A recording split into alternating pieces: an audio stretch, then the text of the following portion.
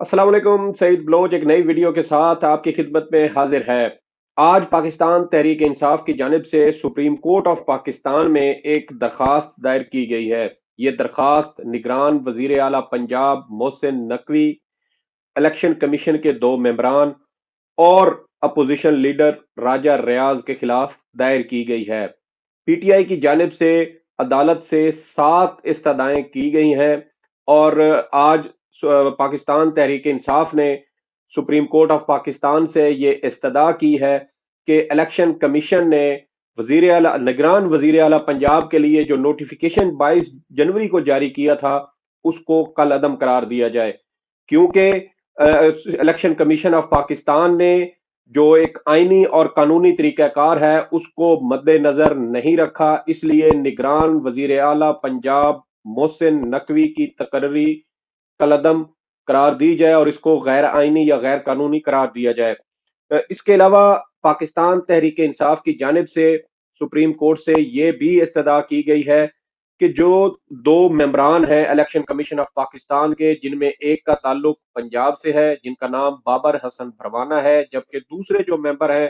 جس کے خلاف پاکستان تحریک انصاف نے آج سپریم کورٹ سے استدعا کی ہے وہ خیبر پختونخوا سے ہے اور ان کا نام جسٹس ریٹائرڈ اکرام اللہ ہے۔ یہ دونوں ممبران الیکشن کمیشن کی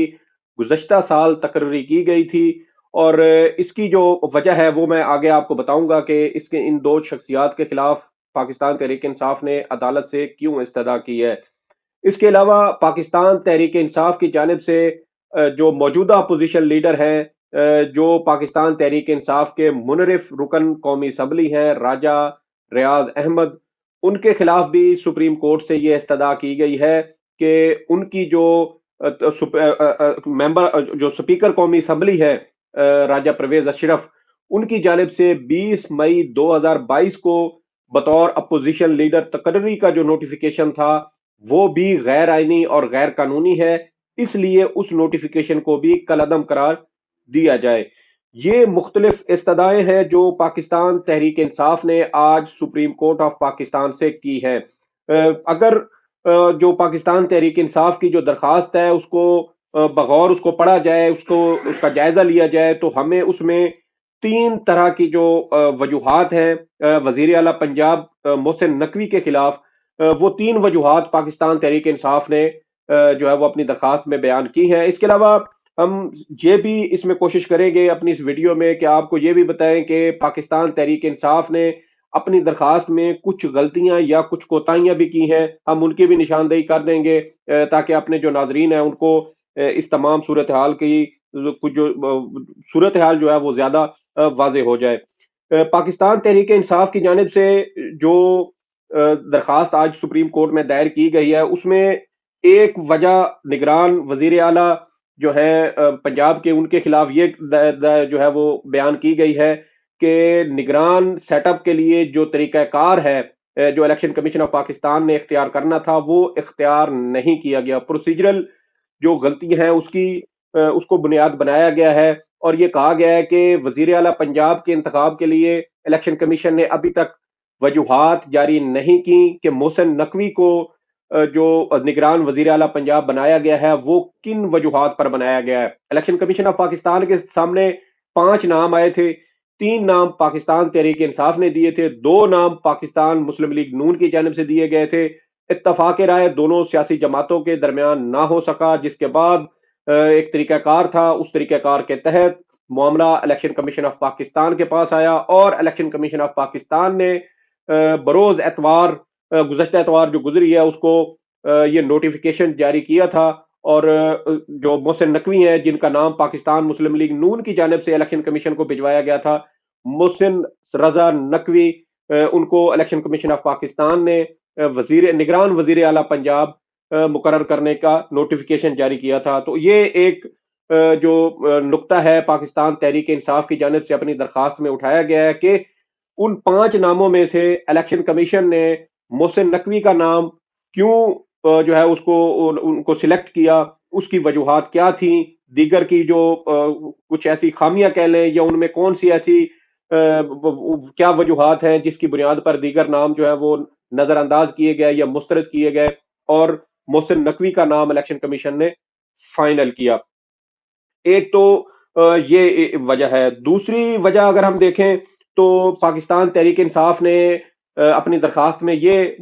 اختیار کی ہے کہ محسن نقوی کسی قسم کا سیاسی، آئینی اور بیوروکریٹک تجربہ نہیں رکھتے، یعنی پاکستان تحریک انصاف کا اپنی درخواست میں یہ کہنا ہے کہ محسن نقوی کوئی سیاسی بیک گراؤنڈ نہیں رکھتے، انہوں نے کبھی سیاست میں عملی طور پہ حصہ نہیں لیا، نہ ہی وہ آئینی معاملات کو سمجھتے ہیں، کیونکہ وہ اپنی جو ان کی تاریخ ہے، جو ماضی ہے، وہ یہ ہے کہ وہ ایک صحافی تھے، اور صحافی سے پھر انہوں نے اپنا ایک چینل بنایا جو آج 24 نیوز سے اور ان کے دیگر جو مختلف شہروں میں چینل ہے وہ ان کے مالک ہیں۔ تو یہ ایک ہے ان کا اعتراض پاکستان تحریک انصاف کی جانب سے عائد کیا گیا ہے کہ ان کو کسی قسم کا کوئی تجربہ نہیں ہے۔ اس کے علاوہ جو پاکستان تحریک انصاف کی جانب سے جو تیسرا اعتراض جس کو ہم کہیں وہ یہ عائد کیا گیا ہے نگران وزیر اعلیٰ پنجاب کے خلاف کہ جو محسن نقوی کا نام تھا وہ ان کی تقرری سے 2-3 روز پہلے پاکستان تحریک انصاف کے سابق رہنما ہیں، سابق سینیٹر ہیں فیصل واوڈا، وہ ایک ٹاک شو میں اس کا باقاعدہ اقرار جو ہے وہ اس کا کر چکے ہیں، یا اس کا نام جو ہے وہ پہلے ہی بتا چکے تھے کہ محسن نقوی بطور نگران وزیر اعلیٰ پنجاب تقرر ان کا ہوگا۔ اور جس کے بعد پھر ہم نے دیکھا کہ 2-3 روز کے بعد الیکشن کمیشن آف پاکستان نے 5 نام تھے، ان 5 ناموں میں سے صرف محسن نقوی کا نام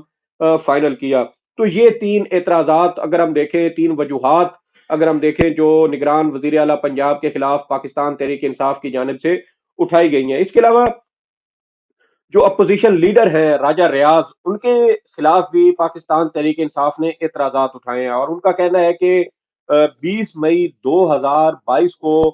اسپیکر قومی اسمبلی راجہ پرویز اشرف کی جانب سے اپوزیشن لیڈر کا جو نوٹیفیکیشن جاری کیا گیا تھا وہ غیر آئینی اور غیر قانونی ہے۔ اس کی وجہ کچھ اس طرح سے ہے کہ پاکستان تحریک انصاف کے اراکین قومی اسمبلی نے 9 اپریل کی رات کو ہی اپنے استعفے دینے کا اعلان کیا تھا، اور اسمبلی سے وہ واک آؤٹ کر گئے تھے، اور پاکستان تحریک انصاف کا یہ موقف رہا تھا کہ ہم تمام اراکین قومی اسمبلی جو ان کے ہیں، جس میں یہ منرف اراکین جو 20 تھے وہ شامل نہیں تھے، وہ اراکین اپنے استعفے دے چکے ہیں، اسپیکر وہ استعفے منظور کریں۔ یہ کافی ایک لمبا پروسیس تھا، آپ کو پتا ہوگا کہ اس میں جو ہے وہ اسپیکر قومی اسمبلی یہ کہتے تھے کہ تمام اراکین قومی اسمبلی جو پی ٹی آئی سے تعلق رکھتے ہیں جنہوں نے استعفے دیے ہیں وہ انفرادی طور پر ان کے چیمبر میں آئے، اپنے استعفے کی تصدیق کریں، اور اس کے بعد ان کا استعفیٰ منظور کیا جائے گا۔ لیکن دوسری جانب پاکستان تحریک انصاف یہ کہتی تھی کہ ہم تمام جو ہمارے اراکین ہیں ہم استعفیٰ دے چکے ہیں، اسپیکر اس کی بنیاد پہ استعفیٰ قبول کرے۔ جو 20 منرف اراکین تھے پاکستان تحریک انصاف کے، انہوں نے جو سیشن تھا جو قومی اسمبلی کا وہ باقاعدہ اس میں شرکت کرتے تھے، ان 20 اراکین کی بنیاد پہ جو اسپیکر تھے قومی اسمبلی کے، انہوں نے راجہ ریاض کو بطور اپوزیشن لیڈر ان کی تقرری کر دی۔ اب اگر یہاں پہ دیکھا جائے کہ ایک طرف اسپیکر قومی اسمبلی پاکستان تحریک انصاف کے اراکین قومی اسمبلی کے استعفے قبول نہیں کر رہے کہ وہ انفرادی طور پہ آئیں اور اس کی تصدیق کرے، دوسری جانب وہ جو 20 ارکان تھے منرف اراکین، ان میں سے ایک شخص کو اپوزیشن لیڈر اس کی تعیناتی کر دی جاتی ہے۔ تو یہاں پر یہ ایک قانونی سوال لازمی پیدا ہوتا ہے کہ اگر پاکستان تحریک انصاف کے اراکین کے استعفے منظور نہیں کیے گئے تھے تو پھر راجہ ریاض کا بطور اپوزیشن لیڈر تقرری کیسے کی گئی؟ کیونکہ اگر استعفے منظور ہو جاتے تو پھر یہ منرف اراکین تھے جو قومی اسمبلی کا حصہ تھے، پھر ان کی اگر بطور اپوزیشن لیڈر تقرری کی جاتی تو پھر یہ بات سمجھ میں آتی تھی۔ بہرحال یہ ایک ویلڈ نقطہ ہے پاکستان تحریک انصاف کا، جو اب دیکھیں گے کہ عدالت جو ہے وہ اس پر کیا رائے دیتی ہے۔ دوسرا اعتراض جو ہے وہ 2 الیکشن کمیشن کے ممبران ہیں، ایک کا تعلق جیسے کہ میں نے آپ کو بتایا پنجاب سے ہے جن کا نام بابر حسن پروانہ ہے، جبکہ دوسرے ممبر خیبر پختونخوا ہے جن کا نام جسٹس ریٹائرڈ اکرام اللہ ہے۔ ان 2 کے خلاف کیوں پاکستان تحریک انصاف نے اعتراض اٹھایا ہے اور ان کی تعیناتی کو کالعدم قرار دینے کی استدعا کی ہے؟ اس کی وجہ یہ ہے کہ گزشتہ سال یہ جو پاکستان مسلم لیگ نون کی جو حکومت ہے، یہ جو پی ڈی ایم کی حکومت ہے، اس حکومت نے، اس وزیر اعظم نے اپوزیشن لیڈر جس کو Pakistan Tehreek Insaf jelly opposition leader سمجھ لیں اس کو، وہ کہتی ہے، اس کے ساتھ مل کے راجہ ریاض کے ساتھ مل کے وزیر اعظم شہباز شریف نے ان 2 اراکین کا تقرر کیا تھا۔ پاکستان तहरीक इंसाफ चूंकि अक्सरियती अरकान जो थे वो अपने कौमी असम्बली की रुकनीत से इस्तीफा दे चुके थे, इसलिए उनके साथ मुशावरत ना की गई और जो 20 मुनरिफ अराकीन थे उनमें से राजा रियाज जिनको अपोजिशन लीडर तैनात किया वो स्पीकर की जानिब से नोटिफाई किया गया था, उनके साथ वजीर आजम शहबाज शरीफ ने मुशावरत की और उस मुशावरत के बाद इन दोनों अराकीन का तकर्रुर किया गया था। इस वजह से पाकिस्तान तहरीक इंसाफ ये कहती है चूंकि ये जो अपोजिशन लीडर राजा रियाज है इनकी तकर्री ही या बतौर अपोजिशन लीडर गैर कानूनी और गैर आईनी है, इसलिए इन अपोजिशन लीडर के साथ मुशावरत के बाद जो दो अराकीन इलेक्शन कमीशन के जो दो मेंबरान जिनकी तकर्री की गई थी वो तकर्री भी गैर कानूनी और गैर आईनी है, इसलिए सुप्रीम कोर्ट ऑफ पाकिस्तान इनके खिलाफ भी इनकी तकर्री को भी कलअदम करार दे। तो ये पाकिस्तान तहरीक इंसाफ की दरखास्त के कुछ बुनियादी नुकात थे। इसके अलावा हम एक दो तीन मोटी मोटी चीजें हैं जो गलतियां मैं समझता हूं कि पाकिस्तान तहरीक इंसाफ की हैं, वो ये है कि एक तो तहरीक इंसाफ ये कहती है कि सुप्रीम कोर्ट ऑफ पाकिस्तान तमाम स्टेक होल्डर को साथ मिला के फ्री एंड फेयर इलेक्शन के इनेकाद को यकीनी बनाए। इलेक्शन कराना या इस तरह के मामलात में दखल अंदाजी करना अदालतों का काम नहीं है। मैं हमेशा से ये कहता हूं कि सियासी जमातों को इस नौयत के जो सियासी मामलात हैं वो कभी भी अदालतों में डिस्कस नहीं करने चाहिए, अदालतों में लेकर नहीं आने चाहिए, क्योंकि जब इस तरह के सियासी मामलात अदालतों में आती हैं तो अदालतें सियासतदानों का हिस्सा जो है वो उसमें से कुछ अपने पास रख लेती हैं। इस सियासतदानों के इख्तियारात कम हो जाते हैं, अदालतें उसमें से एक चंक रख लेती हैं और फिर वो फैसले जो सुप्रीम कोर्ट ऑफ पाकिस्तान या हाई कोर्ट की जानिब से दिए जाते हैं फिर वो एक नजीर बन जाते हैं और पूरे सिस्टम के लिए फिर वो उन फैसलों पर अमल करना जरूरी हो जाता है। तो ये एक खामी मैं समझता हूं कि पाकिस्तान तहरीक इंसाफ को सुप्रीम कोर्ट को ये नहीं कहना चाहिए कि आप तमाम स्टेक होल्डर को कहें और वो फ्री एंड फेयर इलेक्शन के इनेकाद को यकीनी बनाए। दूसरा इसमें जो नुक्ता है पाकिस्तान तहरीक इंसाफ की जानिब से वो ये उठाया गया है कि सितंबर 2021 से ही कुछ सहाफी और कुछ जो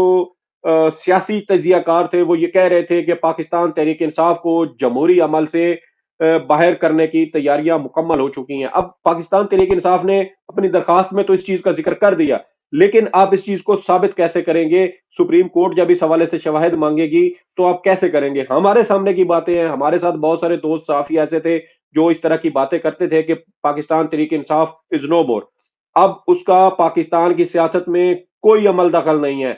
कोई फ्यूचर नहीं है। पाकिस्तान तहरीक इंसाफ खत्म हो जाएगी। इमरान खान के खिलाफ तहरीक अदम एतमाद कामयाब होते ही तो इमरान खान बैरून मुल्क भाग जाएंगे और उनकी पार्टी जो है उसके बखिए उधेड़ दिए जाएंगे। ये बहुत सारी बातें थी जो हम यहाँ सुप्रीम कोर्ट ऑफ पाकिस्तान में प्रेस रूम में जब हम बैठते थे हमारे सामने ये डिस्कस होती थी, बड़ी बड़ी इस हवाले से हमारे साथी दोस्त बातें भी करते थे, लेकिन इन चीजों को आप कैसे साबित करेंगे? ये एक मैं समझता हूं कि एक खामी है पाकिस्तान तहरीक इंसाफ की दरखास्त में। इसके अलावा जो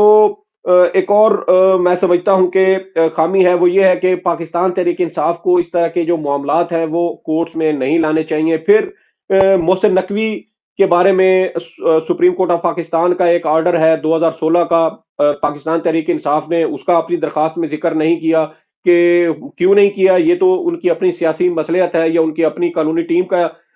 ये इख्तियार है कि उन्होंने इसका जिक्र क्यों नहीं किया। और दूसरा ये है कि पाकिस्तान पीपल्स पार्टी के जो शरीक चेयरमैन है आसिफ अली जरदारी, वो मोहसिन नकवी को अपना बच्चा करार देते हैं। इस तरीके के मुख्तलिफ ऐसे मुतनाज़ा स्टेटमेंट्स थी जो शवाहिद पर हैं, जो रिकॉर्ड पर है। पाकिस्तान तहरीक इंसाफ ने अपनी दरखास्त में उनको हिस्सा नहीं बनाया। सियासी तौर पर मुख्तलिफ तकारीर के अंदर, प्रेस कॉन्फ्रेंसेज के अंदर तो उनकी निशानदेही की जाती है, लेकिन ये जो आईनी दरखास्त है इसके अंदर पाकिस्तान तहरीक इंसाफ ने इन चीजों को पॉइंट आउट क्यों नहीं किया, ये उनकी कानूनी टीम ही बेहतर इस हवाले से बता सकती है। तो ये एक आज की अपडेट थी जो आपके साथ शेयर करनी थी। सईद बलोच को इजाजत दे। अल्लाह हाफिज।